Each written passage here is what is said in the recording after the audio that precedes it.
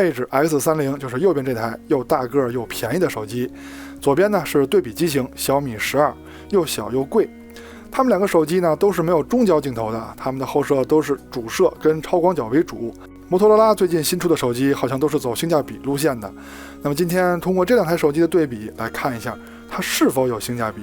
开头呢，咱们还是先投个票，看看大家对哪台手机感兴趣。如果你对摩托 X30 感兴趣，打1；对小米12感兴趣，打2。小米12，摩托罗拉 Edge X30。如果你现在想购买全新一代骁龙8处理器的手机那么这两台手机可能是比较不错的选择。那么这一期我们就聊聊这两台手机的对比。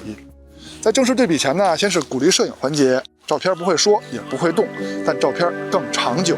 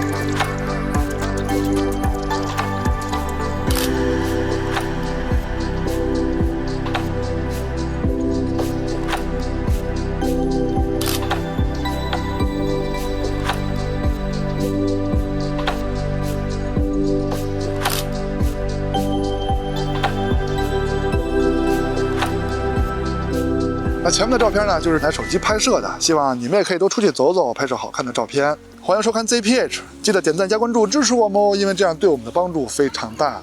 那么下面我们就来好好看看这两台手机在影像方面的表现。Edge X30这台手机像前面说的没有中焦镜头，它是主摄跟超广角，还有一颗凑数的辅助镜头。那后面我们简称它为摩托。小米12呢也没有中焦镜头，但是它有一颗中焦的微距，这颗微距只能拍微距不能无限远对焦。后面我们简称它小米。X30虽然在拍摄界面中没有2倍的焦段按钮，但是它有一个微距按钮，可以让你方便的拍摄微距。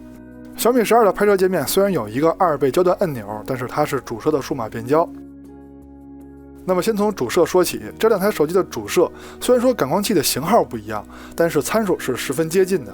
我们的节目呢会尽量弱化硬件参数的名称，尽量说一些跟像场有关系的，比如说感光器大小光圈大小这样的参数。那至于它的感光器质量怎么样呢？镜头的光路设计怎么样呢？我们用样片说话。从成像的色彩上看，两台主摄是非常接近的。那么我们看看它的成像画质怎么样？解析力两台主摄是差不多的，但是暗部细节的呈现呢是摩托这边更好，但是噪点明显比小米那边多。边角画质，也就是镜片的光学素质方面，是摩托的控制的稍微好一点。那再换下一组照片，在成像色彩上是小米的更艳丽一些。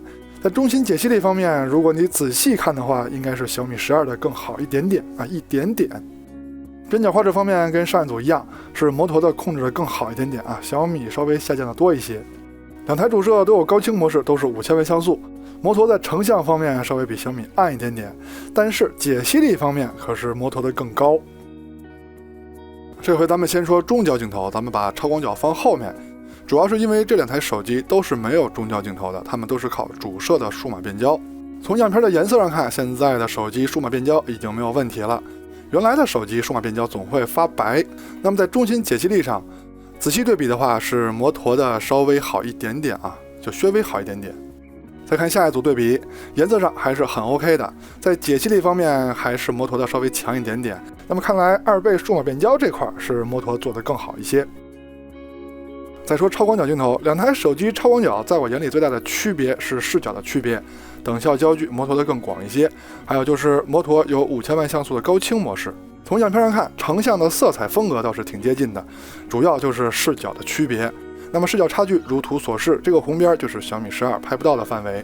那么中心解析力方面，两台超广角做的都还不错都很优秀。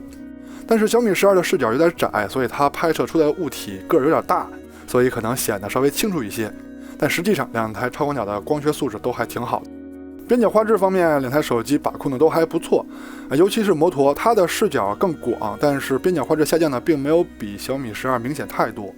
再看一组对比画面中最明显的区别就是视角的区别了。那中心解析力方面跟上一组对照是一样的，两台手机表现的都不错。边角画质方面，这回咱们看左上角，视角更广的摩托相比于小米12来说还行下降的还行，还能看。这次摩托的 Edge X30的超广角用的还是 GN1 传感器，大家可能会觉得这个传感器的高清模式很一般，那是跟有高清模式的比。那么跟没有高清模式的小米12比的话，在解析力方面，确实要强一个档次。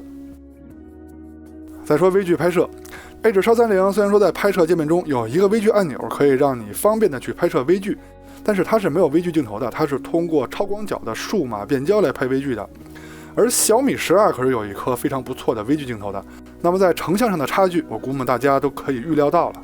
从样片上看，这个差距就是非常非常大的，就是有跟没有的差距。这期没有长着，所以就没有前置的对比介绍了，但是人像的对比还是有的。这两台手机都是没有中焦镜头的，所以他们拍摄人像只能用广角的主摄来拍。虽然说视角上稍微有点别扭但是从拍摄的效果上，从肤色上看，两台手机做的还都是不错的。再看直出扩张度的表现，主摄上摩托的直出扩张度好一些因为暗部细节呈现的比小米多。超广角的表现，两台手机还是同一水准的。再看一组逆光的场景，主摄的表现上两台手机相当接近但是超广角的表现，这个亮部细节肯定是摩托的更好。再看一组，先是主摄，亮部细节上摩托的把控更好一些，超广角一样是摩托在亮部细节上把控的更好。再看夜景拍摄的对比，这里先要说一下，摩托的这款手机是不能关闭自动夜景的，它会出来给你捣乱，而小米是可以关闭自动夜景的。先看第一组城市灯光照明环境，小米的颜色还原倒是准一些因为我记得草肯定是绿的。超广角的表现虽然说小米这边是直出，但是亮部细节上还是小米控制的更好，暗部细节摩托展现的更多。再换一组，先看主摄，虽然说小米那边是直出，但是它的亮部细节还是比摩托的要好。那相同场景，超广角的表现跟上一组一样，亮部细节小米的更好，暗部细节摩托的更好。来到一个非常暗的场景，就要打开夜景模式了。在夜景模式下，主摄的表现小米更强细节还原明显比摩托的主摄要多。但是相同场景，超广角的表现还是摩托更好一些，虽然它拍出来有点不清楚，有点糊，但是细节还原肯定比小米多。祖传神术场景跟上一组对比结果一样，主摄上小米的细节更多，超广角的表现又是摩托的更好。同样的，到了最暗的场景，结果也是没有反转，主摄上小米更优秀，超广角摩托的更优秀。再看视频拍摄的表现，我们的节目会主要放在大家用的最多的防抖表现上。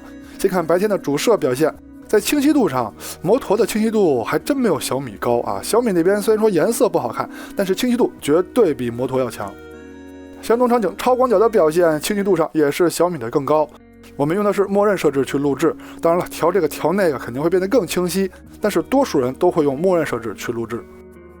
现在的光线可比刚才暗了很多，小米这边的防抖明显没有刚才更好了，但是清晰度依然比摩托的更好摩托在清晰度上也不知道怎么回事，默认设置这么的差。相同场景，超广角的表现防抖上都还不错，就是清晰度上小米的更高。夜晚录像的表现，主摄上还是小米的更好，防抖清晰度都是小米的更好。相同场景，超广角的表现就有点意思了，摩托那边的清晰度更高效果更好，但是被灯光晃得非常闪，这个就不好判断了。录像最暗的场景就是女流氓小象，在这个环境下，小米的主摄表现是要强于摩托的，超广角的表现两台手机都是不能用的。在硬件上，这两台手机可以说是十分接近，就是一个大一个小的区别。可正是因为一个大一个小，这两台手机的屏幕分辨率是一样的，那么在显示细腻度上是小米的更好，厚度方面是小米12的更薄一些，但是重量嘛，那肯定是摩托 X30的更重了。但是手感嘛，这就因人而异了，我还是喜欢比较大的手机，因为我手比较大。但如果你的手比较秀气呢，肯定小米12拿起来更舒服。电池和续航方面，虽然我没有仔细测，但是我感觉摩托的更让人放心一些，这是因为它的电池更大，因为它个儿更大嘛，所以能放下更大的电池。那么硬件跟工业设计我们就先介绍到这儿，我们毕竟是聊影像的节目嘛，那么下面我们就总结一下这两台手机在影像方面的表现。主摄在白天的表现上，摩托 Edge X30的更好一点，但是好的很轻微，主要是高清模式它更好一点点。但是夜晚的表现是小米12的更优秀，首先是可以关闭烦人的自动夜景，成像是又快又好。想要更好的效果，还可以用夜景模式拍摄。超广角的表现是 Moto H-X30的更好，无论是白天还是夜晚的表现都是它更好。主要是它的视角更广，而且镜头的光学素质也不错。微距的表现没有悬念，小米12的更好，而且好的很彻底。